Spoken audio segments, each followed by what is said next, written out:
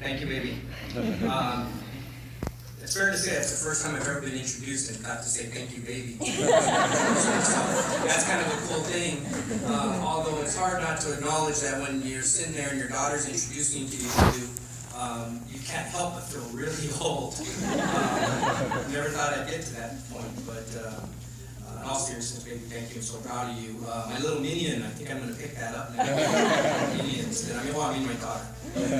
So let me begin by first thanking all of you for being here today, for taking time on a Saturday morning to come together and really engage in this discussion about community and what can we do together. And I know that there's going to be a lot of really good interchange of ideas and learnings that we will all benefit from today. And so thank you for doing that. Thank you to all of the leadership of Teach for America. To Kay Baker, who is the board chair and such a giving community leader and been involved in Teach for America for so many years. So Kay, thank you for what you do. Katie, Steve, and all the staff at Teach for America, thank you for inviting me, allowing me to be a part of this very special first inaugural connection type of networking seminar, and to all that you do as well. And I want to recognize as well Vince Yanis from Helios Education Foundation. Many of you know who he is, but I'd be remiss if I didn't acknowledge him, because quite frankly, he does all of the real work at Helios, and I get to stand up and give the speeches, so this works out pretty well. Now, will tell you right up front, I was basically, when I was invited, I was told that I was going to be responsible for giving the opening keynote, and Chad Gessen would be doing the kind of closing keynote, and that we were going to be really the featured spokespersons of this event, right? And then they invite Evie to come speak, and I'm like, yeah, right. Right? So really, I got to follow the really impressive keynote and try to keep up with that. So let's give Evie another round of applause.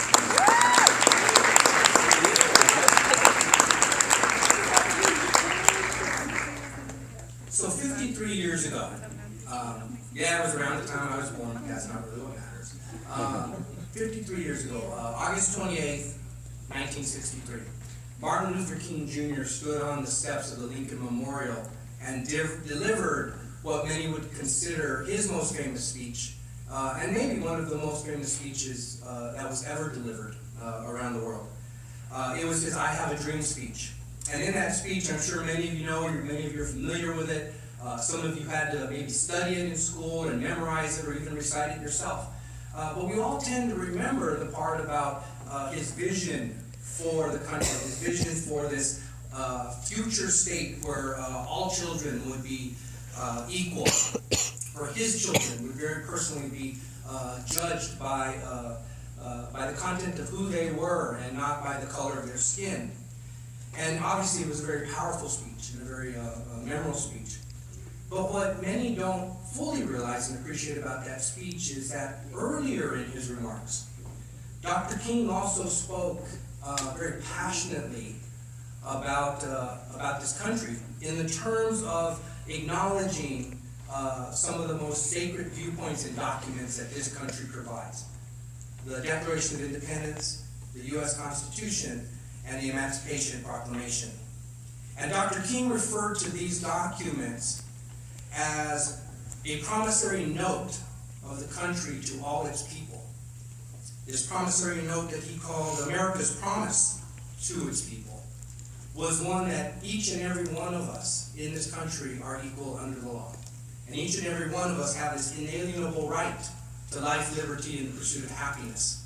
And regardless of whether you're black or white, and now as time has evolved, male, female, any type of person, race, color, creed, sexual orientation, every single one of us, according to this promise of the nation to all of us, that we were all created equal.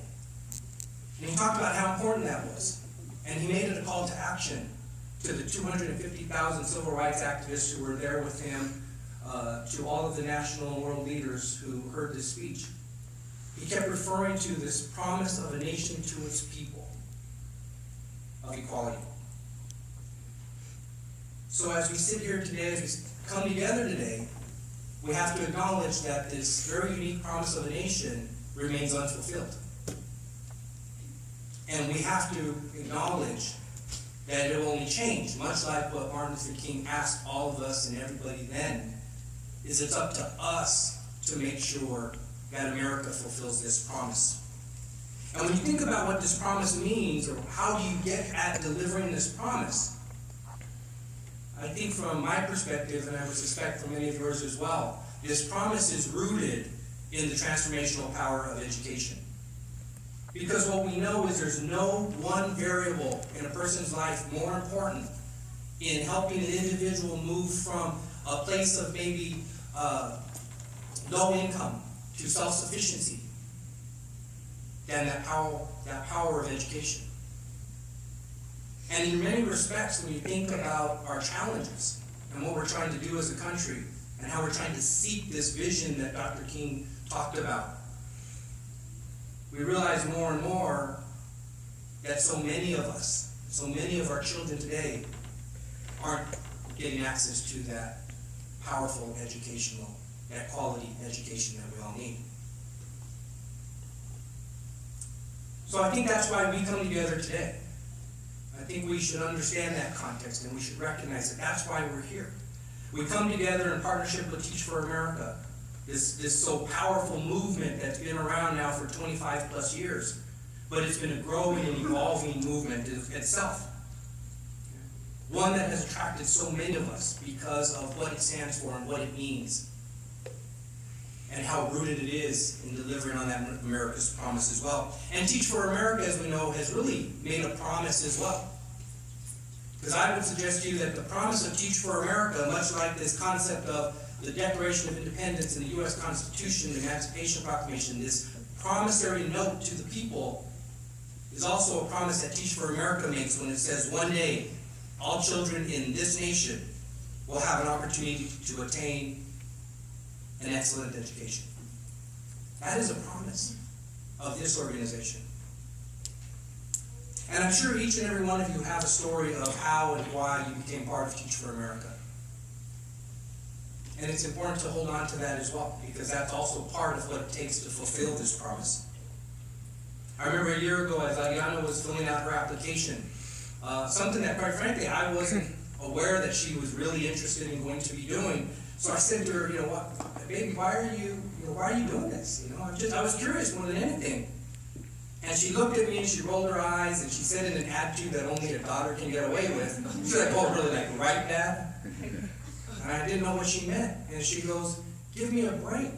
She said, all I've been seeing since I was 10 years old and hearing about was this thing called Teach for America. All the people you've been putting in front of me, Vanessa and Steve Erickson and Pearl Chinese and all these people, it's like, this is Teach for America. She said, I suddenly realized that, it's like you go to high school, you go to college, you go to Teach for America, and you go to do the rest of your life. She said, I thought that's just what you were supposed to do now. I guess they actually listen every now and then. You'll know that if you have children. And that's why we have a story from a Helios perspective as well, as to how and why we became involved with Teach for America. And it's rooted really in that promise, this idea of one day all children. Okay? Because I'll be honest with you, when I first joined the Helios Education Foundation, and it was early in its development, and we were very young, and we were trying to figure out, as a new education foundation, what we would do and what we could become, and we were looking for strategic partners, I got introduced to Teach for America through one of our board members. And we sat down then with the leadership of Andrea Stout, right? And got to know the organization a little bit. And all of a sudden, it was that very simple phrase of one day all children. That became the foundation of our partnership. Because that's really all it took, was this understanding that at our core, we have the same beliefs, and we have the same values. You see, the vision of Helios Education Foundation, the foundation that serves 2 states of Arizona and Florida, is that every individual in Arizona and Florida will be successful in post-secondary education. In our mind, it's a statement of fact, it's just a matter of time. And we're driven by 4 fundamental beliefs. And these beliefs, I will tell you, evolved as our organization grew and evolved. And our organization grew and evolved and was influenced by Teach for America as well. So when we share with anyone who's interested in knowing who we are and what we do, we talk about our beliefs first and foremost, you'll see that there's alignment. And you'll see that we probably stole a little bit from Teach for America as well. Or borrowed, I guess that's the appropriate business term that you say. Because our 4 beliefs begin with community. We believe education changes lives and makes communities better. And that broader perspective of what education means to an individual, to a family, to a neighborhood, to a community, I think is important to acknowledge. We're in the business of creating a world-class education in a system in Arizona and Florida. But it's not education for education's sake. It's so that our communities become stronger and our families become self-sufficient. And our children can do and be whatever they want to be. Like a doctor. We believe education is an investment and not an expense. Okay? It's a very simple concept. You pay into that which you know will deliver back to you so much more than you put in. I'm sure Reginald over here understands that it's kind of mind-boggling that so many of his peers down at the State House don't seem to understand that concept. They view education purely as an expense that you cut and that you want to do away with, when in fact it's the most important investment that we can make in our future. We believe in partnership. We know as an organization that no matter what we do or how we do it, the only way we will be successful in achieving our vision that we believe we will achieve is we do it through partnership and collaboration. No one entity, no one individual does it alone. No one has all the right ideas. So we have to truly engage in this community in a spirit of partnership where we can thrive together. And finally, we believe in equity. This very fundamental, rooted belief of our organization. Every child has the right to receive a quality education, regardless of where they're born, the color of their skin, who their parents are, how much money they make. Every child deserves a quality education. So everything we do is driven by those 4 fundamental beliefs. Any partnership we have has to align with those beliefs and those values. And when we think about our work in Arizona, we're very clear. We are a very results, like Teach America, very results-oriented, results-driven organization. And when we look at what's happening in Arizona, we see where we can have the greatest impact. Though I will tell you, and I will say it all the time, we care about all kids. But when we look at what's happening in Arizona, when we look at just the fundamental facts, and we recognize that the demographics in our community, in our state, in our education system tells us that the majority of the students are kids of color. And too many of our kids are from low-income communities. So if we are really going to have an impact, and if we're going to achieve that vision that we all have, we have to acknowledge that these are important factors to consider. And so our foundation is very clear. We are all about closing the achievement gap between Latino students and their non-white peer students. We want to close the achievement gap and the degree completion gap of Latino kids.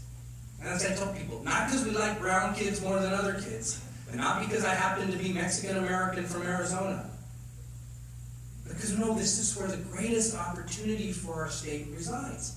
And you believe in that philosophy, you know, kind of rising tide raises all boats. If we can figure out, probably 20, 25 years ahead of what every other state will be challenged with how do you educate this fast-growing Latino population. We in Arizona actually have the most unique opportunity of any state right now. We actually have the ability, we believe, to lead the nation in Latino student success, to show the country what it would take and how you can actually educate all kids, especially this fast-growing Latino community, and the power, the economic power that that will bring to the state is limitless. And it is the opportunity at hand for us uniquely as a state. This is our state's greatest opportunity. So I want to close my remarks by acknowledging that I began my remarks by referencing, the great civil rights leader, Martin Luther King.